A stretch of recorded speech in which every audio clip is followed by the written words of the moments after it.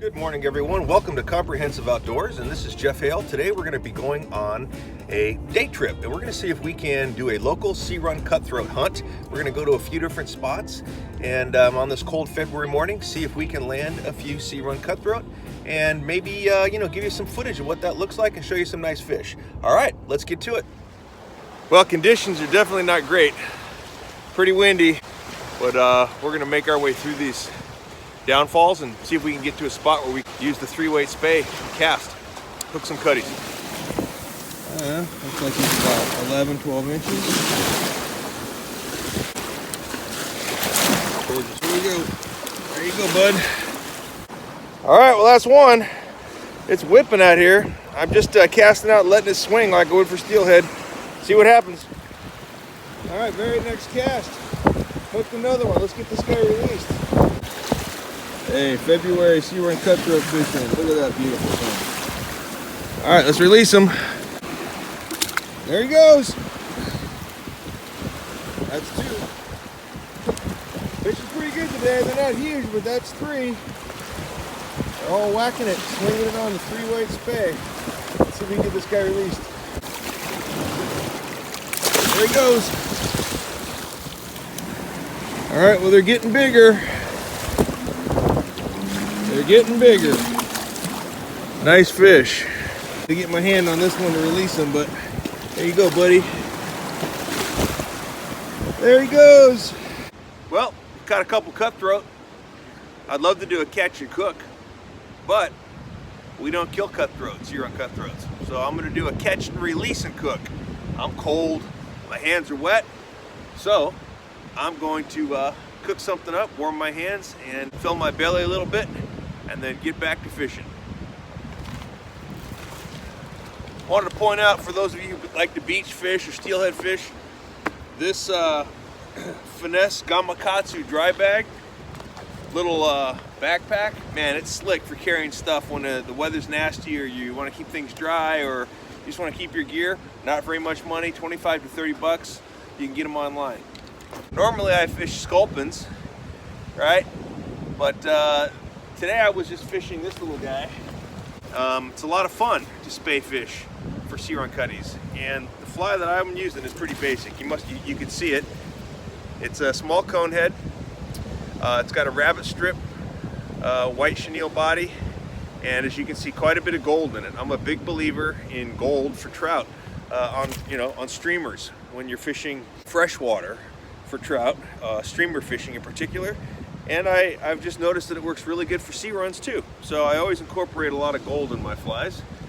And today, it seemed to work. Had a great day. Here's what we need. I always pack this with me. It's made by Stanley. You can get them online, or you can get them at Walmart. Pretty slick. Inside here, I always keep a couple of Espit cubes and a little stove I made. You can buy an Espit stove. You can look online and on YouTube about how to create your own Espit stove using an Altoid can, which is what I do. And I got a windscreen. That's it. I'm gonna make some soup.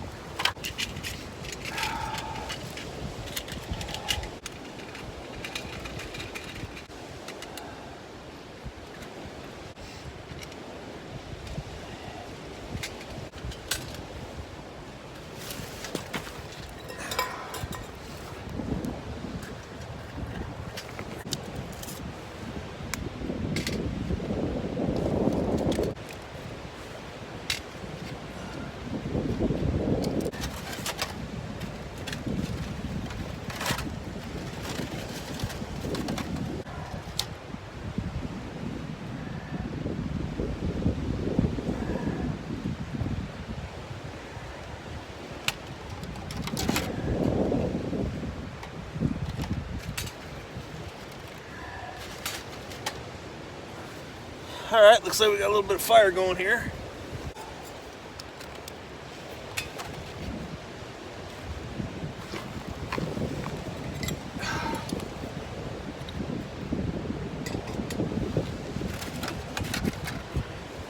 So if you want to come out and try using your trout spay to fish off the beach for Searun cuts, here's a couple things I might suggest, and again, this is just my opinion. I'm no pro at this, but it seems like anybody who sea run cutthroat fished with a single-handed rod fishing, you want to strip that streamer almost all the way in, because not only do freshwater rainbow trout and brown trout, well, they'll strike right at the end of your rod, right as your streamer's coming out of the water.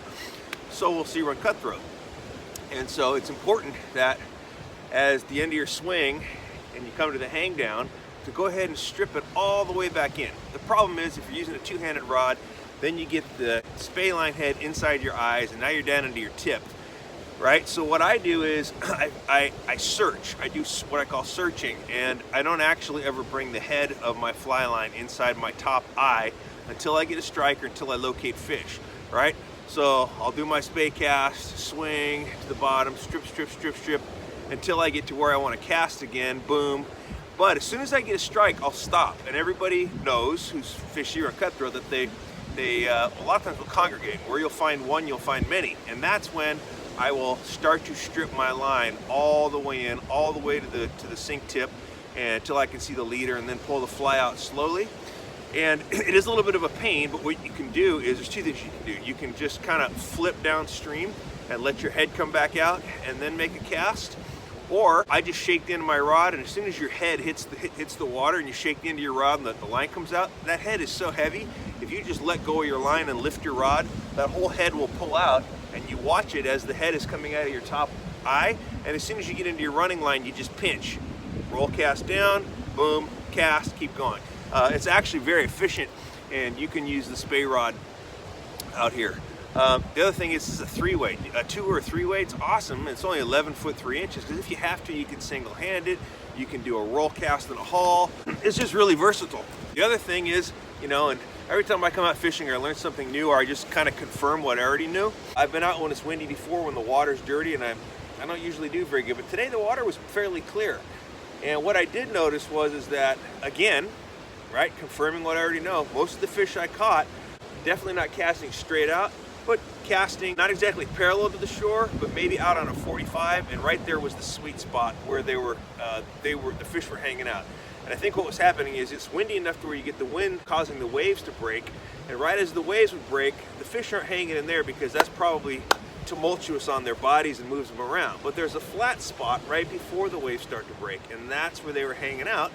And I'm assuming all this wind is churning up crabs, plankton, small fish.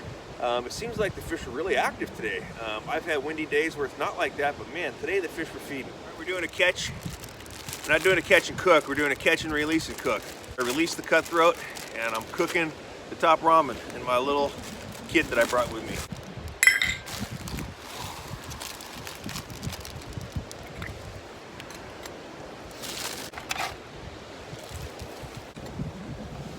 Oh man, okay, looking good.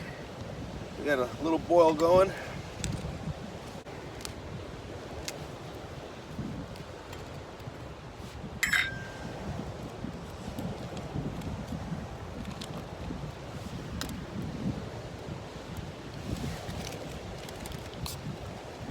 Lunch is served. Man, I tell you what, that's an easy way to keep yourself warm out here. Those S-bits are still burning, even after one tab, even after, actually 2 tabs, 2 tablets, even after it boiled this top ramen. And it was great to get my hands warm. So just doing little things like that helps you feel better, stay warmer, and you can stay out here longer. And when I'm done with this, I'm gonna go cast some more. Well, we're all done fishing for the day. After lunch, the bite slowed way down, and I got real cold. So I'm on my way home. But that sure was a fun adventure for a nice February day in 2021. And so far, every day in 2021 has been better than most days in 2020.